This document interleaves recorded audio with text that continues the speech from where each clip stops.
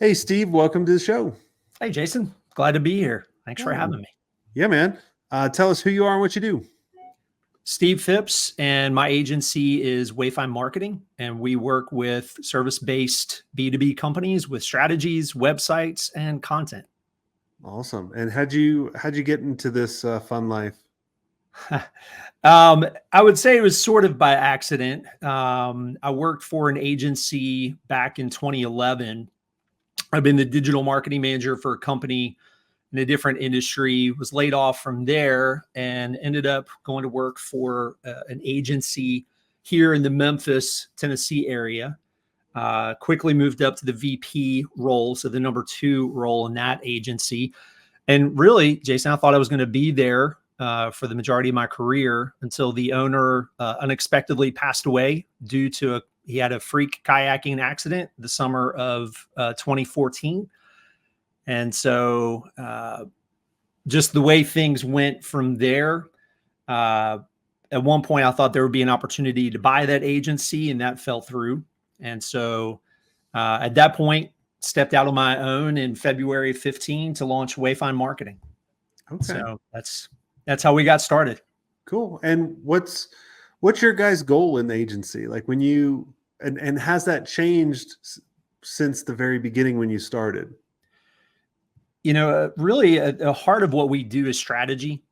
And when I started out, and it was just me, I started out primarily offering fractional CMO services. I love strategy. If you look at the Strengths Finders assessment, strategy and ideation are some of my top strengths. And so I love getting to help clients take a mishmash of marketing and make sense of it and give them something cohesive and comprehensive that's going to work together to help drive traffic and leads. And so that was the original focus of that CMO role. And as we have grown as a company and become a full service agency, strategy is still the cornerstone of what we do. But what's the end goal? Is there an end goal that you had when you started versus now? Yeah. So high level, we want to simplify marketing and make it easier for companies that are trying to grow and scale. And the way that we position ourselves is we're looking to partner with companies that are looking to grow for the long run, not just the quick wins. I know quick wins are important, but we're really interested in companies that have done frameworks like EOS and understand the value of long-term growth and building the systems and leveraging frameworks that are going to work, but they take time. But in the long run, that's going to generate more profitable growth for them. Gotcha. What's your guys' biggest challenge right now? The challenge right now is our scaling up. We're at that threshold where I still end up being a bottleneck. And so it's the process of reworking some of our processes and systems outside of me to where I don't end up being the bottleneck, where I don't have to be involved in making the decisions, and so that I can focus on the areas where I'm strongest and let my team and future team members focus on areas where they are the strongest. Give us an example of where you're the bottleneck. I think this will help out a Yeah. lot of people because they'll be like, yeah, me too. Yeah. So I'll give you a good example. When our first phase of work with most clients is a strategy development process, a lot of moving pieces, typically 6 to 8 weeks. And because I'm the one who developed this and I know this best, there are pieces of that process that I've handed off to other people on my team, but there's still too much of it that I do just naturally. I know where to look, I know where to get the information, how to interpret it. And so we did 2 strategy sessions on Friday, and I ended up, I was up at 3 a.m. finishing out the decks for these meetings because I've not given that training, the equipping that some of my other team members need so that they can be doing it instead of me. And so we got it done. The clients were happy with what we did, but I don't like Yeah. having to get up at 3 a.m. to try to finish out their strategy decks. Yeah, you think about when we set out to create our agencies, we in freedom, picking and choosing to doing the things we love. And, for a while you're doing, we've designed this business where it's kind of imprisoned us. So have you thought about, or are you recording like videos of you actually going through and doing the things that you're having to do right now? Not yet. Not yet. And it was as I was thinking through and putting these decks together, that and actually I was listening to one of your recent podcasts, and I'm going through your agency playbook right now and looking at those kinds of things, that I need to be recording and getting this information, this knowledge out of my head. And so that way somebody else can come back and they can watch it and they can do it. And okay, go here, get this information, go here, get this, put it here. Now here's how I'm interpreting this. The other thing that I tell people too a lot of times is think of your framework, right? So our framework, when we bring on people on our team, our framework for scaling an agency is around attract, convert, and scale. So you have the option to sell one day, right? And so for the longest time, I was like, well, man, I always got to do the sales. I always got to do the strategy calls. And you have to answer this question is why? Why do I have to do this? And it's because I or you have all the stories in our head, the mental Rolodex. So if you can start coming up with a process, and it really starts with recording videos, but then the other process is recording the stories based on your framework. So then your team can figure that out. But then even if you go a step before all of that, it really comes down to where is the agency actually going? Why do we exist, right? So another short story, when Stacy came working with me 10 or 9 years ago, we're almost on 10 years. Don't tell her. She may leave. I won't. But when she started working with me, I literally had her writing content and all kinds of stuff. And one of the things that she wrote, I remember very vividly. She wrote, here are the top 20 conferences for agency owners to go to. And she listed about 3 of them. I was like, no, absolutely not. I don't like those guys. And she goes to me, she goes, why? I go, well, and she goes, was it because they didn't ask you to speak on their stage? And I'm like, yes. And then she goes, what's our North Star, Jason? And I said, to be a resource I wish I had when I was running the first agency. And she goes, is this a resource that's good for the agency? I said, yep. So I gave her the power, because I told her where we're going. I gave her the power to make a decision and to hold me accountable, which a lot of times we're full of shit if you think about it. Yeah. 100%. Yeah. Well, and I love that clear North Star. I mean, that's just super simple. It's not long and wordy, and it's just something that everybody can hold to and use that to give the clarity of, is this something we should do or not? Yeah. And then you think about your framework, right? And then the stories, that gives them another added layer. And then you think about the third layer is just recording you doing something that you never want to do ever again. That's the third layer. That's the final layer in order to hand it over to someone. Because I always looked at, scaling an agency and really going to the next level. You gotta really think it's where, who, and who. Where am I going? Who do I need to hire to figure out the how? You and I don't need to figure out the how. And then who do we need to become? And a lot of times if you ask yourself the question, like I was chatting with a young woman the other day. She sold her agency to someone that was on the podcast. I won't say. Sure. She did really well. And I said, why'd you sell? Because she told me kind of her revenue. She was well under the $1 million in EBITDA, which, your valuation is going to just get hacked. I was like, why'd you sell? She goes, well, she gave me the good PR answer. Well, it was a good opportunity. And I saw the synergies together. I'm like, we're not recording right now, so you can really tell me the real answer. She wouldn't. Right. And so then I asked her the question. I said, do you feel that the agency reached a plateau? And do you feel that you were holding the agency back? And she goes, yes. And I go, if you figured out how to get, take yourself up another level, like help yourself, would you have kept it? And she goes, yes.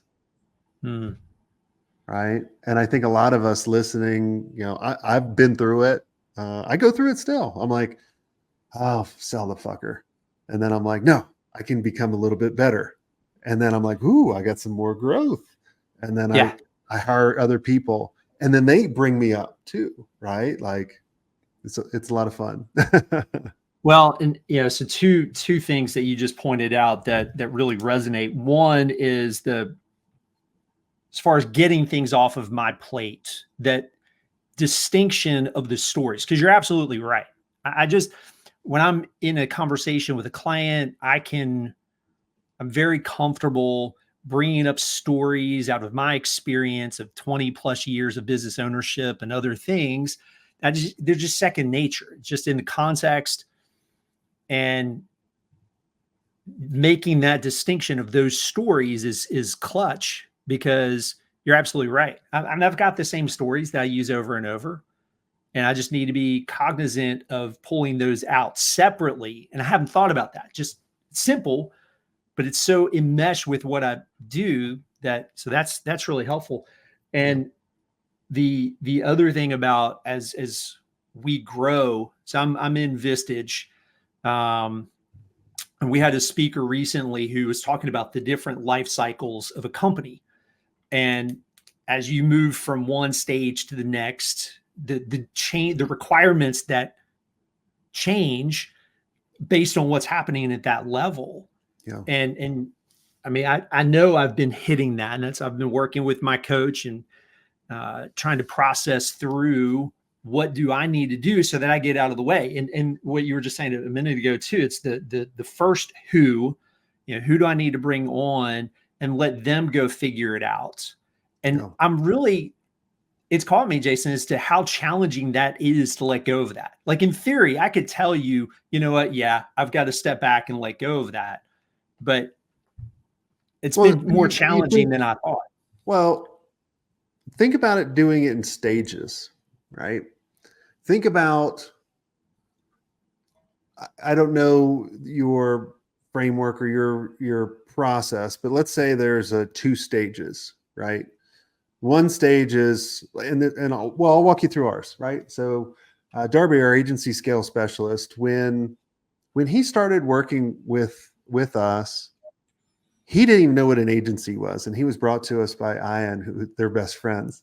So he didn't even know what an agency was, but he understood how to relate to people. He understood how to manage sales and that kind of stuff. Now, I wasn't looking for a salesperson. I was looking for consultation and someone that has the ability to learn. And he's one of the brightest people and just amazing. And if you guys can get on do an agency blueprint with them, if you guys are listening, it's well worth it. It's amazing. But we started out, I used to do all the blueprints. I would do all the strategies. And then I would do the next level, right? And so I said, well, let's think about the first call.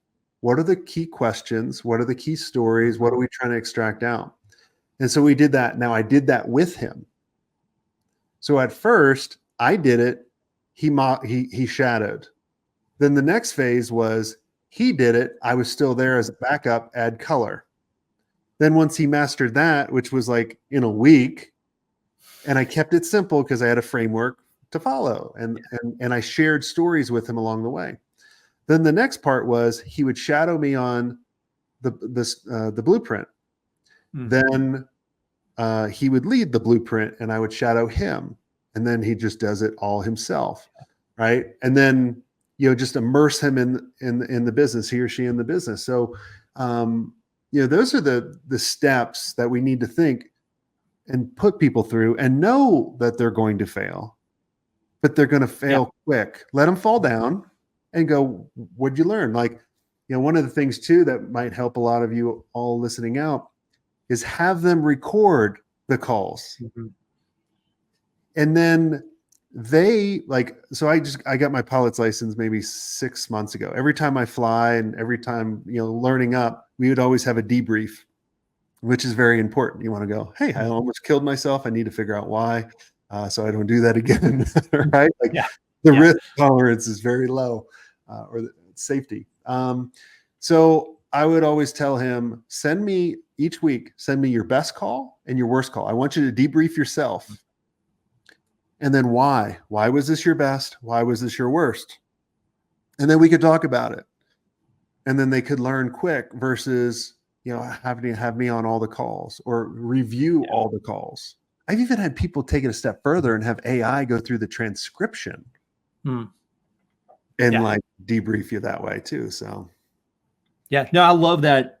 I love that idea of, and I've heard that, it's the funny thing is sometimes I hear things and I know the things that I need to do, but either one, I forget, other things get in the way. And so, I mean, and that's, I just went through the agency blueprint with Darby about 2 weeks ago. So that's fresh, top of mind, and everything you just said, great experience working with him in that. And he, using y'all's framework, brought up several things for me to be working on. And this what we're talking about right here was one of those things. In fact, it was in that call that through the questions that he was asking, it helped me get clarity around one of the big things internally that we need to do. And I'm working with somebody else on my team, to help figure out how are we doing project management. Because we've got processes and we built it out in ClickUp, but the actual project management skills is really just kind of how each of us individually has approached it. Yeah. And you got to make sure you got the people in the right seat too. Like you mentioned project management, right?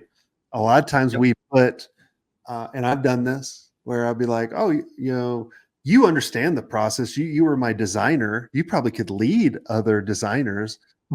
And I'm like, holy shit, right? Like most designers are like, I'm a designer. Like I see in pretty colors and rainbows, but if it's process I have to follow and step by step, like I'm going to be bored. Or if I have to manage someone, like hell no. Right. And that's another thing too, right? Like as you're scaling your business, are you hiring people that you have to manage, or do they manage themselves? Because as owners, we suck at managers for the most part. 90% of agency owners I meet, horrible managers.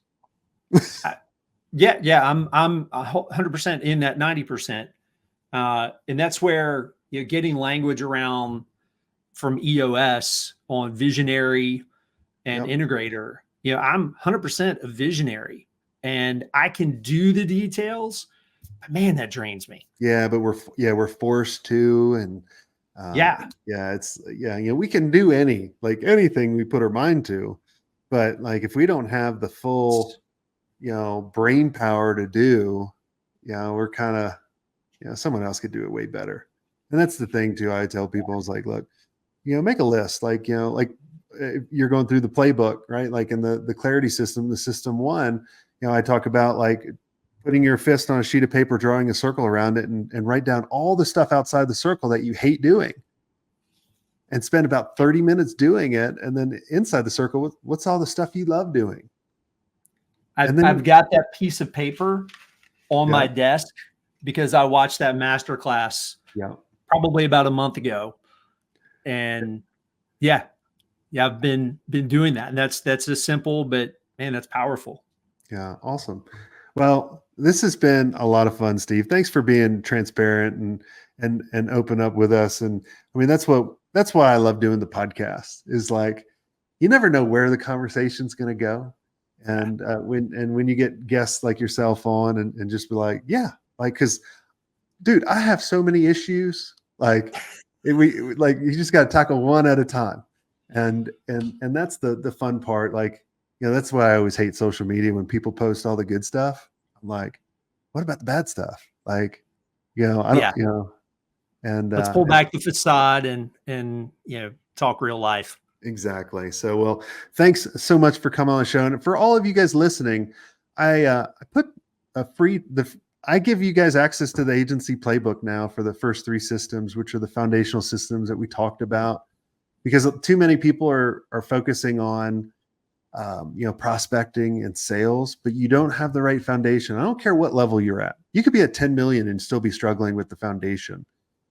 So for the agency playbook, if you go to swenk.com, SWENK, you can request access to get access to the first 3 systems. That's my gift to you guys for listening. So go check that out. And until next time, have a swank day.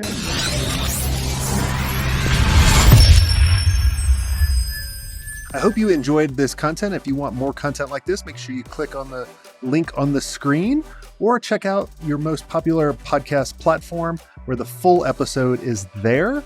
And until next time, have a swank day. What are you doing? Go check it out. Click on the link. I'll see you soon.